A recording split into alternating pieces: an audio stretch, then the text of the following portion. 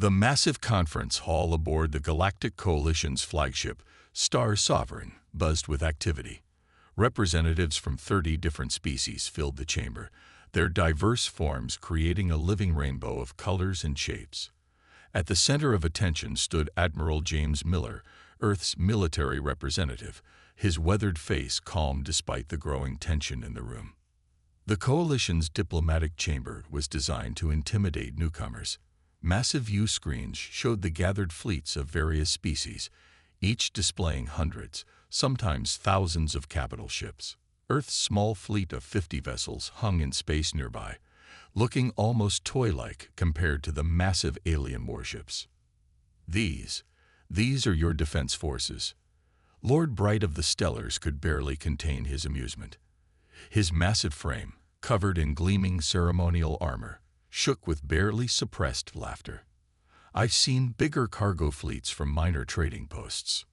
Admiral Miller stood straight, his blue uniform pristine, medals catching the light. He said nothing, but his slight smile never wavered. The Coalition's high speaker, a tall crystalline being named Pure Light, raised a glowing appendage. Order, please. We are here to discuss Earth's application for Coalition membership, not to mock their military capabilities. How can we not? Another stellar diplomat jumped in, his ridge-covered face twisted in a sneer. Look at their ships. The largest one is barely the size of our scout vessels, and they expect to be taken seriously. Murmurs of agreement rippled through the chamber.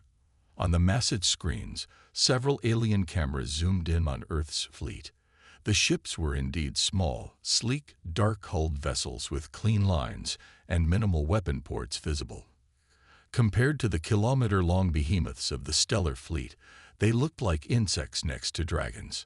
Admiral Miller finally cleared his throat. The sound, somehow, cut through all other noise in the chamber.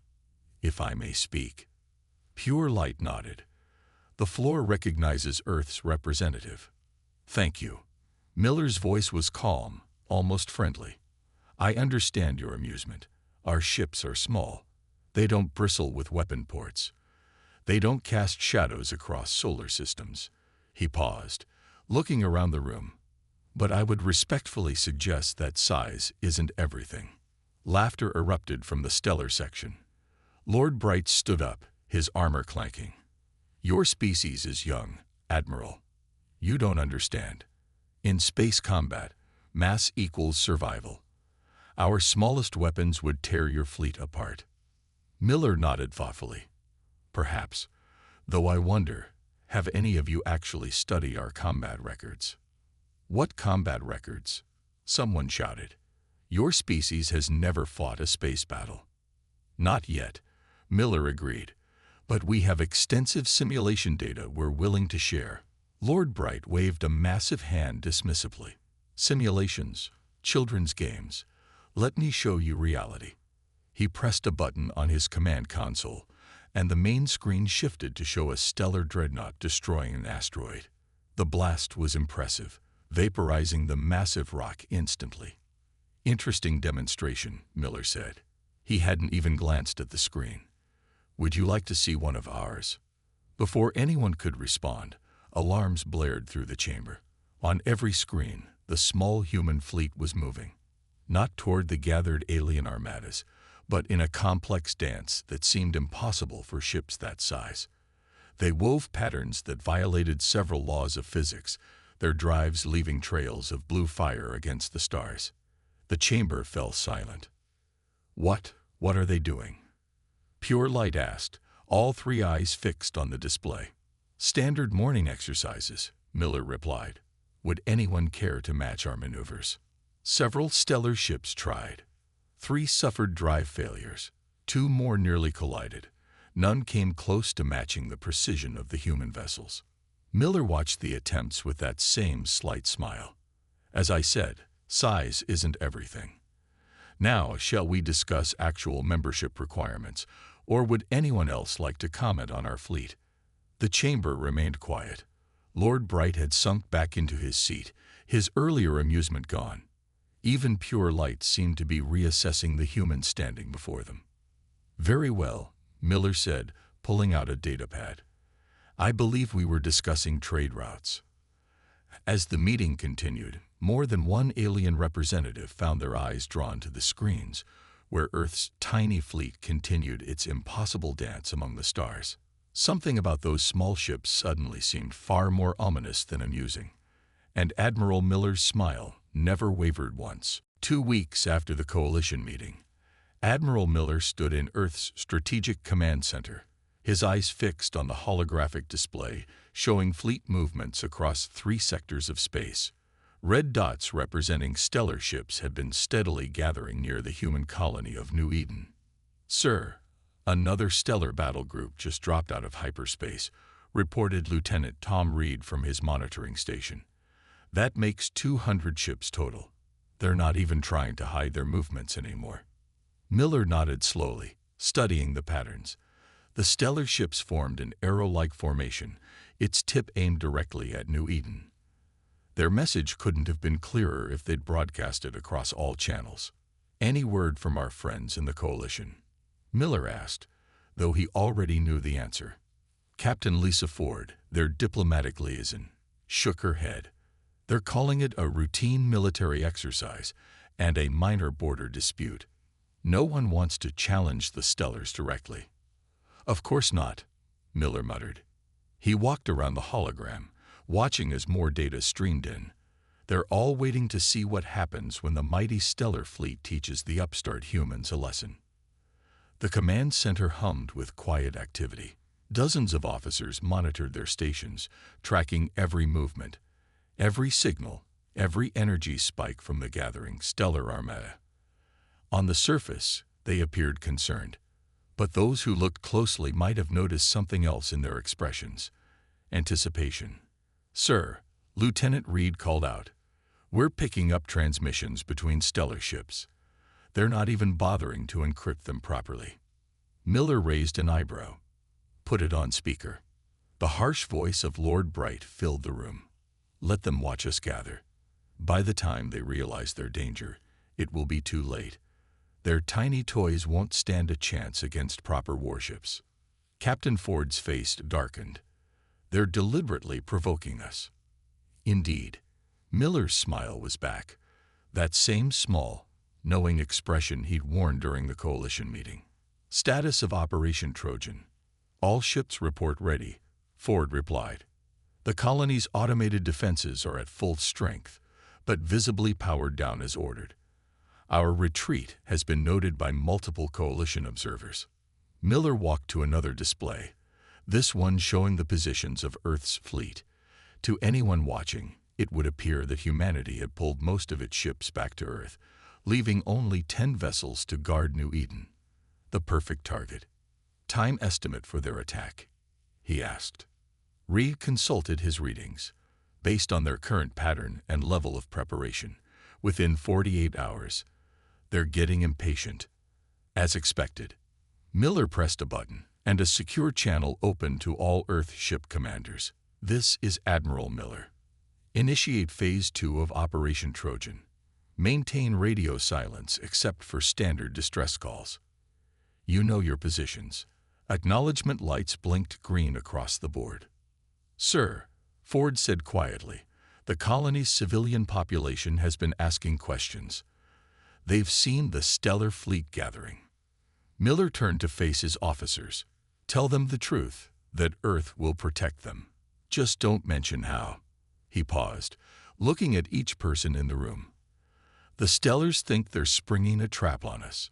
They don't realize they're walking into one of their own. Do you think they'll actually believe we left a valuable colony defended by just 10 ships? Reed asked. Miller's smile widened slightly. Their arrogance will make them believe it. They think we're cowards, retreating at the first sign of real danger.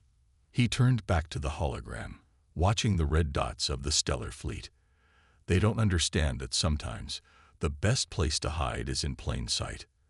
The command center fell silent except for the soft beeping of monitors.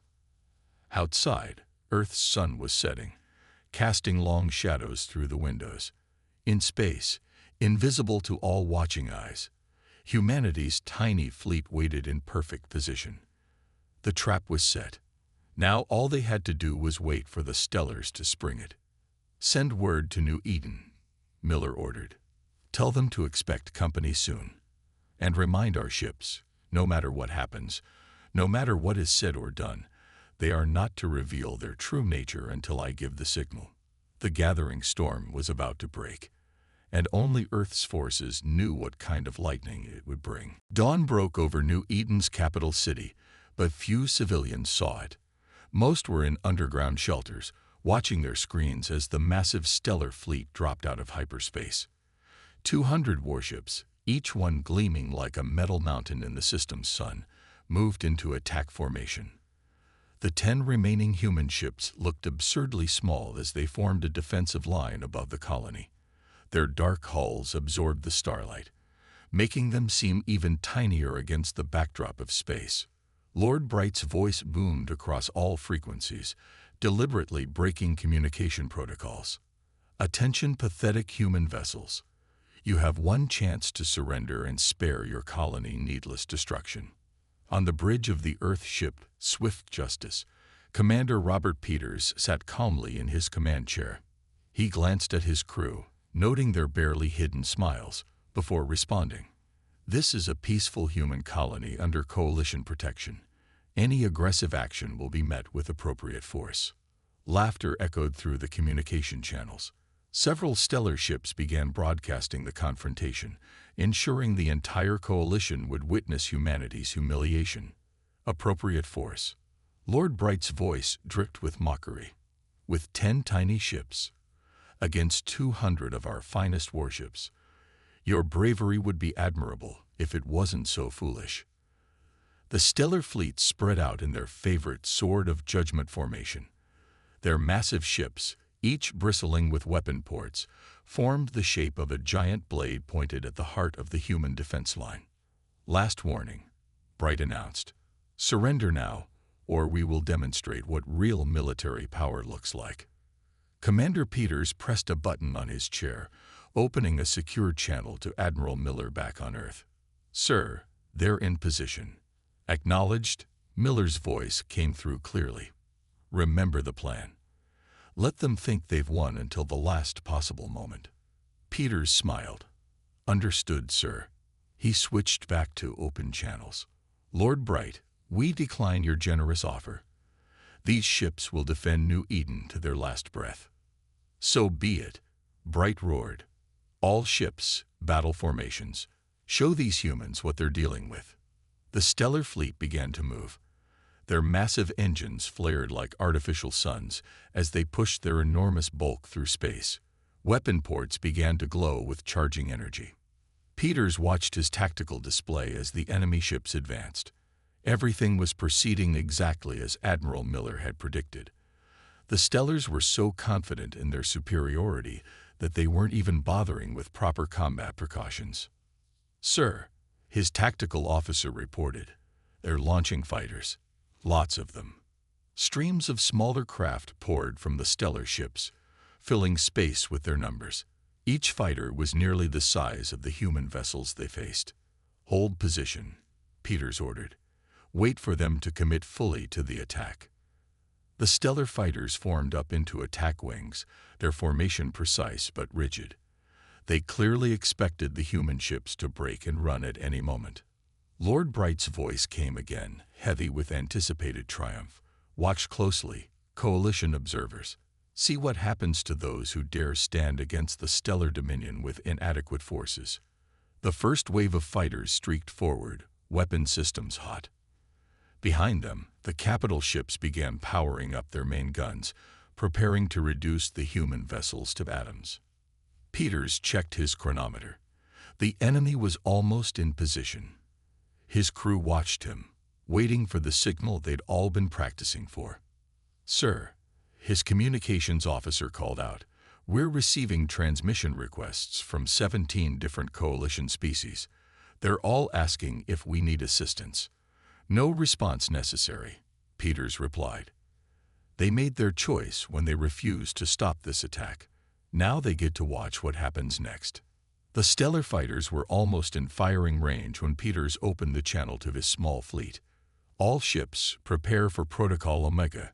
Stand by for Admiral Miller's signal. Throughout the 10 human vessels, hidden systems began powering up. Special panels prepared to slide away, revealing what lay beneath their seemingly simple hulls. Crews ran final checks on equipment that no one in the Coalition had ever seen before. The stellar fleet pressed forward, their victory seemingly assured. They had no way of knowing that they weren't facing 10 small ships at all. They were about to learn exactly what humanity's tiny fleet could do. And Lord Bright's laughter was about to die in his throat. The stellar fighters were 5 seconds from firing range when Admiral Miller's voice cut through all channels. Execute Protocol Omega. What happened next would be remembered in Coalition history as the miracle of New Eden. The 10 small human ships suddenly began to change.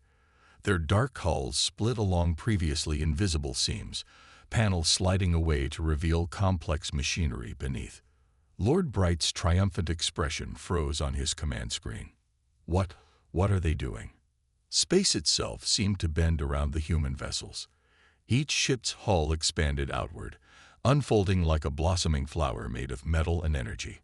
Where there had been 10 small ships, space twisted and warped as advanced human technology revealed its true nature. Impossible. Someone on the stellar command frequency shouted. They're using band spatial compression technology. But it wasn't band technology. It was something entirely new. Each human ship continued its transformation, growing larger and larger as hidden compartments unfolded into full-sized warships. One became 5, each as large as a stellar cruiser but sleeker, more advanced. Commander Peters watched his displays as his own ship, the Swift Justice, completed its transformation. His tiny vessel was now the command ship of a full battle group, complete with support vessels and defensive screens that had been compressed into subspace pockets. All ships, Battle Formation Delta, Peters ordered. Show them what we can really do. Where 10 small ships had floated moments before, 50 full-sized human warships now held position above New Eden. Their hulls gleamed with advanced armor, weapon ports humming with power that had been hiding in compressed space. The stellar fighter squadrons broke formation, pilots panicking at the sudden appearance of an equal-sized fleet. Their rigid attack patterns fell apart as they tried to process what they were seeing. Lord Bright's voice had lost all its mockery. This is a trick, some kind of hologram. No trick, Lord Bright. Admiral Miller's voice came through clearly. Just human ingenuity. Did you really think we'd leave a colony defended by only 10 ships? Or that we'd show our true capabilities during peacetime displays? The human fleet moved with perfect coordination, their years of training evident in every maneuver. Ships that had trained together, while compressed now fought together at full size, their crews intimately familiar with every tactic. All ships, defend the colony, Peters commanded. Show them exactly what humanity's tiny fleet can do. The stellar fighters tried to engage but found themselves hopelessly outmatched. Human vessels moved with impossible agility despite their now larger size, their compressed technology allowing for maneuvers that defied conventional space combat doctrine. Coalition observers, Miller's voice rang out again. You're about to witness why humanity doesn't need thousands of ships to maintain an effective defense fleet. Quality over quantity, as we like to say. Sensor officers across the Coalition fleet stared in disbelief at their readings. The human ships weren't just big. They were packed with technology centuries ahead of anything the Coalition had seen. Systems that had been miniaturized and compressed were now operating at full power. Lord Bright's flagship began to retreat. All forces, fall back. Regroup at Sector Point 7. But the human fleet was already moving to cut off their escape routes. 50 ships that had been disguised as 10 now controlled the battlefield, their superior technology and training evident in every movement. A wise commander, Miller stated calmly, never reveals all their capabilities until they have to. Remember that lesson, Lord Bright. The stellar fighters scattered, racing back to their motherships as the human fleet began targeting their retreat paths with precision weapons fire. Not to destroy. Yet, but to demonstrate exactly what they could do if pushed further. And on every coalition observation screen, the truth was now clear. Humanity's tiny fleet had never been tiny at all. They had simply been waiting for the right moment to show their true strength.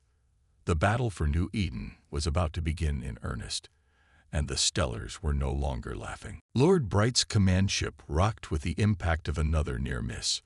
On his tactical display, he watched in growing horror as the human fleet demonstrated capabilities that shouldn't have been possible. "How are they moving like that?" his tactical officer shouted. "Ships that size can't change direction that fast." But the human vessels were doing exactly that. Their expanded forms, now matching the Stellars in size, retained the agility they'd shown while compressed. Massive warships spun and weaved through space like fighters, their inertial control systems making mockery of normal physics. Commander Peters directed his fleet with calculated precision. Groups 2 and 3, execute pincer movement. Let's show them what those practice sessions were for. 20 human ships moved in perfect sync, their formations flowing like liquid metal through space. The stellar fleet's size, once their greatest advantage, had become their biggest weakness. Their huge vessels couldn't match the humans' maneuverability, and their traditional battle formations fell apart. "Sir," Peter's weapons officer called out, "they're charging their main guns." "Let them," Peters replied calmly. "Activate the quantum deflectors." When the stellar ships fired, their massive energy weapons should have vaporized at least 3 human vessels. Instead, the beams hit invisible barriers of warped spacetime, their energy dispersing harmlessly into subspace pockets. "Impossible." Lord Bright slammed his fist on his command console. "No shield technology can stop a full power blast." "It's not stopping them." Miller's voice came through again, as calm as ever. "It's redirecting them. Something you learn when you study spatial compression. Energy has to go somewhere." As if to demonstrate his point, the human ship's deflectors pulsed, and the absorbed energy from the stellar weapons fire reappeared behind their fleet, taking out several of their own unmanned fighter drones. The battle continued to unfold like a deadly dance. Human ships moved in formations that seemed to defy physics, their eye-assisted targeting systems picking apart the stellar fleet's defenses with surgical precision. They didn't aim to destroy. Each shot disabled weapons, engines, or shields, systematically stripping away the enemy's ability to fight. "How?" one of the stellar captains demanded over the open channel. "How did you hide all this?" "Simple," Peters responded while directing another perfect attack run. "We studied history. Every species in the coalition shows off their military might. They build bigger ships, more impressive weapons. They put everything on display. Its ships executed another impossible maneuver. Humanity chose a different path. We built smart, not big." The stellar fleet tried to regroup, forming defensive circles with their largest ships on the outside. But the human vessels simply adjusted their tactics, their compressed technology allowing them to attack from angles that shouldn't have existed in normal space. "Warning shots across their bridge sections," Peters ordered. "Show them what our targeting systems can do." Precision beams of energy sliced through space, passing so close to the stellar command bridges that they left scorch marks on the armor. Not a single shot missed its mark. "This is impossible," Lord Bright muttered, watching another formation of his ships fall into disarray. "Your targeting computers can't be this accurate." "Quantum eye targeting systems," Miller explained. "Another thing we kept compressed. Amazing how much technology you can fit in a small package when you have mastery over space itself." The battle continued, but it was no longer a battle. It was a demonstration. Human ships danced through the stellar formations, their advanced technology making the once mighty alien fleet look slow and clumsy in comparison. Peters opened a channel to all ships. "Remember, disable only. Let's show the coalition that humanity knows the difference between winning a fight and destroying an enemy." Across New Eden's sky, the tables had completely turned. The stellar fleet, which had arrived expecting an easy victory, now found themselves being systematically taken apart by the very ships they had mocked. And this was just the beginning. The human fleet wasn't even operating at full capacity yet. The real show was about to begin. The vast expanse of space above New Eden had transformed into a graveyard of disabled stellar ships. Nearly half their fleet floated powerless, their mighty engines silenced by precise human strikes. The remaining vessels had clustered together in a defensive formation, their once proud battle lines now reduced to a desperate circle. Lord Bright stared at his tactical display in disbelief. In just 30 minutes of combat, his superior force had been systematically dismantled by ships that shouldn't have existed. "My lord," his second-in-command reported, voice shaking, "we've lost contact with battle groups 3 through 7. Their systems are completely offline. A transmission cut through their command channel. Stellar Command, this is Admiral Miller. Are you ready to discuss terms?" Bright's hands clenched into fists. "Never. We still have 100 ships operational." "For now," Miller replied calmly. "Commander Peters, please demonstrate our next capability." Peters smiled on his bridge. "Gladly, sir. All ships, activate the gravity lance systems." New panels opened on the human vessels, revealing weapons that made the Coalition observers gasp in shock.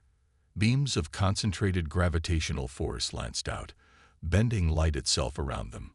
Where they touched stellar ships, metal crumpled like paper. "Gravitational manipulation technology," Miller explained. "Quite effective against those big ships of yours. All that mass works against you when we can control gravity itself." The stellar fleet's formation broke apart as ships tried desperately to dodge the new weapons. But the human vessels were too quick, too coordinated. Another 20 stellar ships found themselves powerless, their hulls distorted by gravitational forces they couldn't resist. "Impossible," Bright shouted. "These weapons, they violate Coalition treaties." Actually, Miller's voice held a note of amusement. "They don't. The treaties ban specific weapon types. We just invented new ones." Peters directed his fleet in another series of devastating attacks. Human ships moved like water flowing around rocks, finding every gap in the stellar defenses. Their compressed technology allowed them to accelerate and decelerate instantly, ignoring the normal limits of inertia. "Coalition observers," Miller announced. "I should mention that this is only one of Earth's fleets. We have 500 more ships waiting in reserve, each with the same capabilities you're witnessing now." The announcement sent shockwaves through the watching Coalition vessels.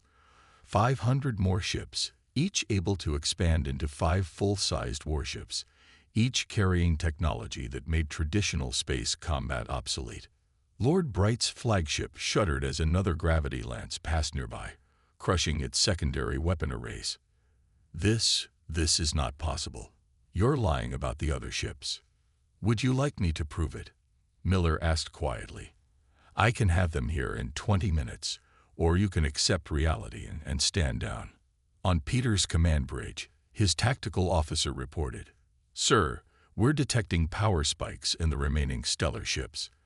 They might be preparing for a suicide run." Peters opened a channel to Bright's vessel. "Before you do anything rash, Lord Bright, remember, we could have destroyed your ships at any time. We chose not to.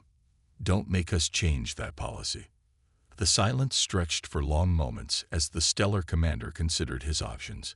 His mighty fleet lay in ruins around him, defeated by technology he couldn't understand and tactics he couldn't counter. Finally, Bright's voice came through, all traces of arrogance gone. "What are your terms?" "Simple," Miller replied. "You will withdraw your remaining functional ships.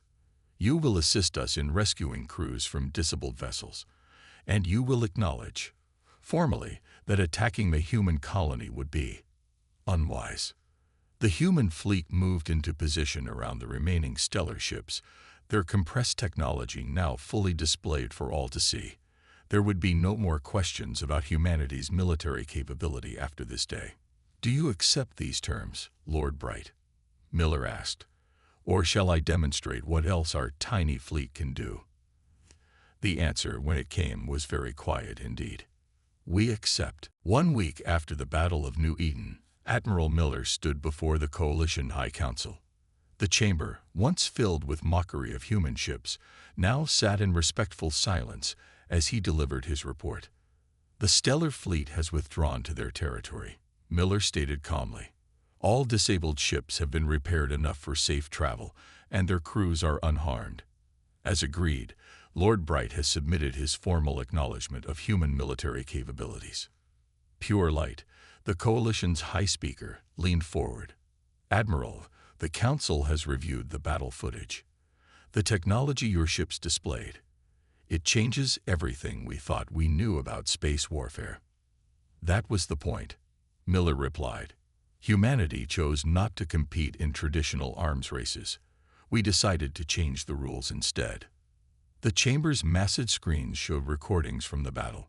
Coalition members watched again as human ships unfolded from their compressed states, their revolutionary technology rendering traditional combat doctrine obsolete. Your ships, a council member spoke up. They're not actually small at all, are they? Miller smiled. Size is relative. We simply found a way to pack more into less space, efficiency over intimidation. The council chambers buzzed with quiet conversations. Representatives from various species whispered among themselves, their earlier dismissal of human capabilities replaced with careful calculation. The Coalition must know, Pure Light said, are there really 500 more ships in reserve? Actually, Miller replied, that number was conservative. Would you like a demonstration? That won't be necessary. Several voices called out at once. Miller nodded, hiding his amusement. As you wish, though I should mention that we're already developing the next generation of spatial compression technology. The ships you saw at New Eden will be considered obsolete in a few years. This announcement sent fresh waves of murmurs through the chamber. The implications were clear. Humanity wasn't just ahead technologically, they were still advancing rapidly. Lord Bright, required to attend the session as part of the peace agreement, stood up. His once proud bearing was tempered with new respect. The Stellar Dominion acknowledges that we underestimated Earth's capabilities. This will not happen again. See that it doesn't, Miller replied quietly. Humanity prefers peace, but we're quite capable of defending ourselves. Pure Light raised its glowing appendage. In light of recent events, the Coalition hereby fast-tracks Earth's membership application. Additionally, we request technological exchange programs. I'm afraid that's not possible, Miller interrupted politely. Our compression technology remains classified, though we're happy to share advances in other areas. The council session continued for several hours, establishing new protocols and agreements. Throughout it all, Miller maintained that same calm demeanor he'd shown when they'd mocked his fleet. As the meeting concluded, Pure Light approached Miller privately. Admiral, one question, if I may. Why did you let us underestimate you for so long? Miller's smile widened slightly, an old human saying. It's better to be underestimated by your opponents than overestimated by your allies. He turned to leave, then paused. One more thing. The next time you see a small human ship, remember, you're probably not seeing everything it can do. The message spread quickly through Coalition space. Humanity's tiny fleet had revolutionized space combat overnight. Their technology had turned assumptions about military power upside down. Back on his flagship, Miller received the final reports from New Eden. The colony was safe, its defenders praised as heroes. More importantly, the message had been sent. Humanity might prefer peace, but they were ready for anything else. Sir, his communications officer called out, we're receiving requests for diplomatic meetings from 12 different species. They all want to discuss peaceful cooperation. Miller nodded, watching the stars through his viewport. Send them our standard response. Earth welcomes peaceful dialogue with all species. He paused, then added, and remind them that the best things often come in small packages. The age of huge, intimidating fleets was over. Humanity had ushered in a new era of space warfare, one where size truly didn't matter at all. And somewhere in the vast expanse of space, Earth's other fleets waited quietly, their true power compressed into deceptively small packages, ready if ever needed again. The galaxy would never underestimate humanity's tiny fleet again.